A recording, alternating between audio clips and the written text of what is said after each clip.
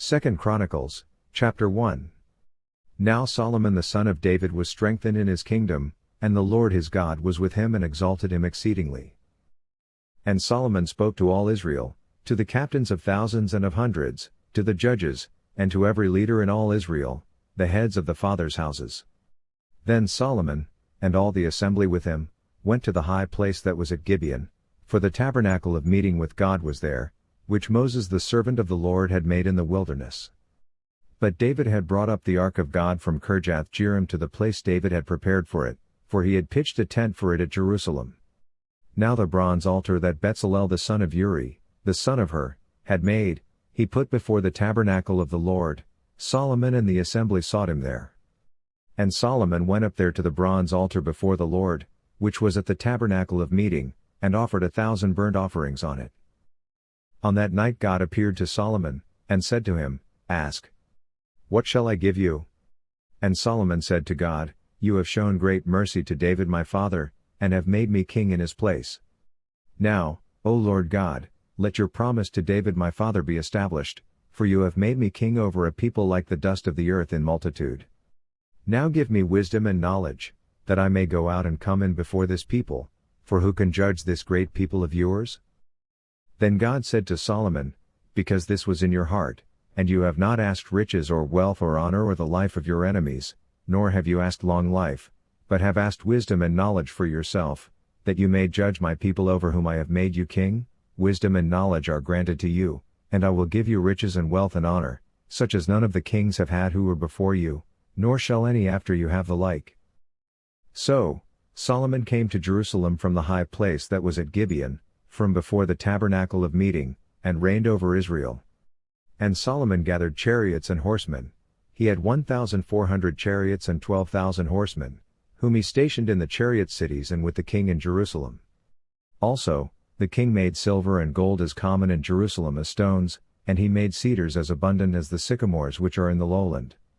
And Solomon had horses imported from Egypt and Keva. The king's merchants bought them in Keva at the current price. They also acquired and imported from Egypt a chariot for 600 shekels of silver, and a horse for 150, thus, through their agents, they exported them to all the kings of the Hittites and the kings of Syria. 2 Chronicles, chapter 2. Then Solomon determined to build a temple for the name of the Lord, and a royal house for himself. Solomon selected 70,000 men to bear burdens, 80,000 to quarry stone in the mountains, and 3,600 to oversee them. Then Solomon sent to Hiram king of Tyre, saying, As you have dealt with David my father, and sent him cedars to build himself a house to dwell in, so deal with me. Behold, I am building a temple for the name of the Lord my God, to dedicate it to him, to burn before him sweet incense, for the continual showbread, for the burnt offerings morning and evening, on the Sabbaths, on the new moons, and on the set feasts of the Lord our God. This is an ordinance forever to Israel. And the temple which I build will be great, for our God is greater than all gods. But who is able to build him a temple, since heaven and the heaven of heavens cannot contain him? Who am I then, that I should build him a temple, except to burn sacrifice before him? Therefore, send me at once a man skillful to work in gold and silver, in bronze and iron, in purple and crimson and blue, who has skill to engrave with the skillful men who are with me in Judah and Jerusalem, whom David my father provided. Also send me cedar and cypress and algum logs from Lebanon, for I know that your servants have skill to cut timber in Lebanon, and indeed, my servants will be with your servants, to prepare timber for me in abundance, for the temple which I am about to build shall be great and wonderful. And indeed, I will give to your servants, the woodsmen who cut timber, 20,000 cores of ground wheat, 20,000 cores of barley, 20,000 baths of wine, and 20,000 baths of oil. Then Hiram king of Tyre answered in writing, which he sent to Solomon. Because the Lord loves his people, he has made you king over them. Hiram also said, Blessed be the Lord God of Israel, who made heaven and earth, for he has given King David a wise son, endowed with prudence and understanding, who will build a temple for the Lord and a royal house for himself. And now I have sent a skillful man, endowed with understanding, Huram my master craftsman, the son of a woman of the daughters of Dan, and his father was a man of Tyre, skilled to work in gold and silver, bronze and iron, stone and wood, purple and blue, fine linen and crimson, and to make any engraving and to accomplish any plan which may be given to him, with your skillful men and with the skillful men of my lord David your father. Now therefore, the wheat, the barley, the oil, and the wine which my lord has spoken of, let him send to his servants. And we will cut wood from Lebanon, as much as you need, we will bring it to you in rafts by sea to Joppa, and you will carry it up to Jerusalem. Then Solomon numbered all the aliens who were in the land of Israel, after the census in which David his father had numbered them, and there were found to be 153,600. And he made 70,000 of them bearers of burdens, 80,000 stone cutters in the mountain, and 3,600 overseers to make the people work. 2 Chronicles, chapter 3. Now Solomon began to build the house of the Lord at Jerusalem on Mount Moriah, where the Lord had appeared to his father David, at the place that David had prepared on the threshing floor of Ornan the Jebusite. And he began to build on the 2nd day of the 2nd month in the 4th year of his reign. This is the foundation which Solomon laid for building the house of God. The length was 60 cubits, by cubits according to the former measure, and the width 20 cubits. And the vestibule that was in front of the sanctuary was 20 cubits long across the width of the house, and the height was 120. He overlaid the inside with pure gold. The larger room he paneled with cypress which he overlaid with fine gold, and he carved palm trees and chainwork on it. And he decorated the house with precious stones for beauty, and the gold was gold from Parvaim. He also overlaid the house, the beams and doorposts, its walls and doors, with gold, and he carved cherubim on the walls. And he made the most holy place. Its length was according to the width of the house, 20 cubits, and its width 20 cubits. He overlaid it with 600 talents of fine gold. The weight of the nails was 50 shekels of gold, and he overlaid the upper area with gold. In the most holy place he made 2 cherubim, fashioned by carving, and overlaid them with gold. The wings of the cherubim were 20 cubits in overall length. One wing of the one cherub was 5 cubits, touching the wall of the room, and the other wing was 5 cubits, touching the wing of the other cherub. One wing of the other cherub was 5 cubits, touching the wall of the room, and the other wing also was 5 cubits, touching the wing of the other cherub. The wings of these cherubim spanned 20 cubits overall. They stood on their feet, and they faced inward. And he made the veil of blue, purple, crimson, and fine linen, and wove cherubim into it.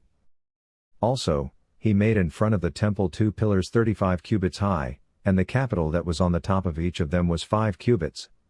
He made wreaths of chainwork, as in the inner sanctuary, and put them on top of the pillars, and he made 100 pomegranates, and put them on the wreaths of chainwork. Then he set up the pillars before the temple, one on the right hand and the other on the left. He called the name of the one on the right hand Jachin, and the name of the one on the left Boaz. 2 Chronicles, chapter 4. Moreover, he made a bronze altar, 20 cubits was its length, 20 cubits its width, and 10 cubits its height. Then he made the sea of cast bronze, 10 cubits from one brim to the other, it was completely round. Its height was 5 cubits, and a line of 30 cubits measured its circumference.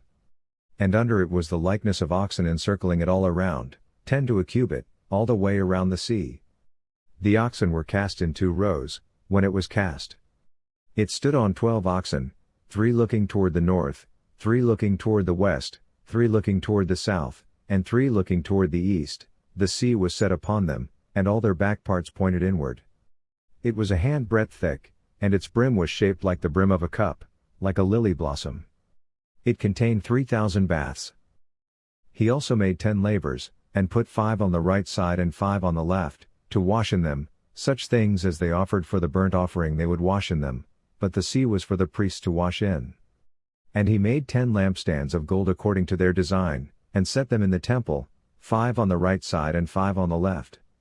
He also made 10 tables, and placed them in the temple, 5 on the right side and 5 on the left. And he made 100 bowls of gold. Furthermore, he made the court of the priests, and the great court and doors for the court, and he overlaid these doors with bronze. He set the sea on the right side, toward the southeast. Then Huram made the pots and the shovels and the bowls. So Huram finished doing the work that he was to do for King Solomon for the house of God, the 2 pillars and the bowl-shaped capitals that were on top of the 2 pillars, the 2 networks covering the 2 bowl-shaped capitals which were on top of the pillars, 400 pomegranates for the 2 networks, 2 rows of pomegranates for each network, to cover the 2 bowl-shaped capitals that were on the pillars. He also made carts and the lavers on the carts, 1 sea and 12 oxen under it, also the pots, the shovels, the forks, and all their articles. Huram is master craftsman made of burnished bronze for King Solomon for the house of the Lord. In the plain of Jordan the king had them cast in clay molds, between Succoth and Zereda. And Solomon had all these articles made in such great abundance that the weight of the bronze was not determined. Thus, Solomon had all the furnishings made for the house of God: the altar of gold and the tables on which was the showbread, the lampstands with their lamps of pure gold, to burn in the prescribed manner in front of the inner sanctuary, with the flowers and the lamps and the wick trimmers of gold, of purest gold, the trimmers, the bowls, the ladles, and the censers of pure gold. As for the entry of the sanctuary, its inner doors to the most holy place, and the doors of the main hall of the temple, were gold. 2 Chronicles, chapter 5.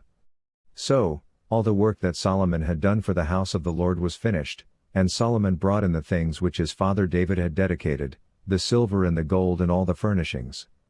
And he put them in the treasuries of the house of God. Now Solomon assembled the elders of Israel and all the heads of the tribes, the chief fathers of the children of Israel, in Jerusalem, that they might bring the ark of the covenant of the Lord up from the city of David, which is Zion. Therefore, all the men of Israel assembled with the king at the feast, which was in the 7th month. So, all the elders of Israel came, and the Levites took up the ark. Then they brought up the ark, the tabernacle of meeting, and all the holy furnishings that were in the tabernacle. The priests and the Levites brought them up. Also, King Solomon, and all the congregation of Israel who were assembled with him before the ark, were sacrificing sheep and oxen that could not be counted or numbered for multitude. Then the priests brought in the ark of the covenant of the Lord to its place, into the inner sanctuary of the temple, to the most holy place, under the wings of the cherubim. For the cherubim spread their wings over the place of the ark, and the cherubim overshadowed the ark and its poles. The poles extended so that the ends of the poles of the ark could be seen from the holy place, in front of the inner sanctuary, but they could not be seen from outside. And they are there to this day. Nothing was in the ark except the 2 tablets which Moses put there at Horeb, when the Lord made a covenant with the children of Israel, when they had come out of Egypt. And it came to pass when the priests came out of the most holy place, for all the priests who were present had sanctified themselves, without keeping to their divisions, and the Levites who were the singers, all those of Asaph and Heman and Jeduthun, with their sons and their brethren, stood at the east end of the altar, clothed in white linen, having cymbals, stringed instruments and harps, and with them 120 priests sounding with trumpets. Indeed it came to pass, when the trumpeters and singers were as one, to make one sound to be heard in praising and thanking the Lord, and when they lifted up their voice with the trumpets and cymbals and instruments of music, and praised the Lord, saying, For he is good, for his mercy endures forever. That the house of the Lord, was filled with a cloud, so that the priests could not continue ministering because of the cloud, for the glory of the Lord filled the house of God. Thank you for listening. Kindly subscribe to my channel, KIIC Inspirational Channel, KIIC. God bless you.